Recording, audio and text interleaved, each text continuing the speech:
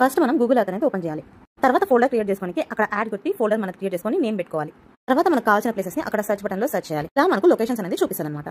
తర్వాత మనం క్రియేట్ చేసిన ఫోల్డర్ లో రైట్ క్లిక్ ఇస్తే యాడ్ వస్తుంది. అక్కడ మనం పాత ప్లేస్ మార్క్ అన్ని క్రియేట్ చేసుకోవచ్చు. ఫస్ట్ వచ్చేసి ప్లేస్ మార్క్ చేస్తున్నాం. ప్లేస్ మార్క్ ఇచ్చిన తర్వాత అక్కడ మనం సెర్చ్ చేసిన నేమ్ టైప్ చేస్తాం. అవి మన ఫోల్డర్ లో సేవ్ అవుతాయి అనమాట. అట్లా ప్రతిదీ మన ఫోల్డర్ లో సేవ్ చేసుకోవాలి.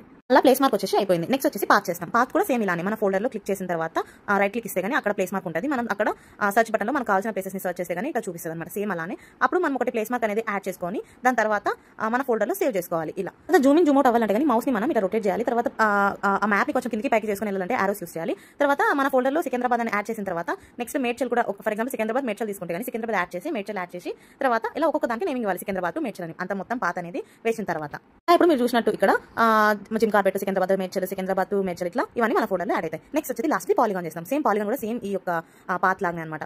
మన ఫోల్డర్ లో రైట్ క్లిక్ ఇచ్చిన తర్వాత పాలిగాన్ క్లిక్ చేస్తే గానీ అవన్నీ మనం యాడ్ చేసుకుంటూ వెళ్ళాలన్నమాట. ప్లేస్ అనేది సెర్చ్ చేసిన తర్వాత ఇలా యాడ్ చేసుకుంటూ వెళ్ళాలి.